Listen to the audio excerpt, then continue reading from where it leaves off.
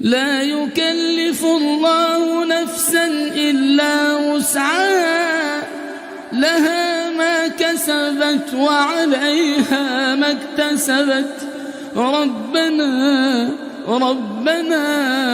ربنا لا تؤاخذنا إن نسينا أو أخطأنا.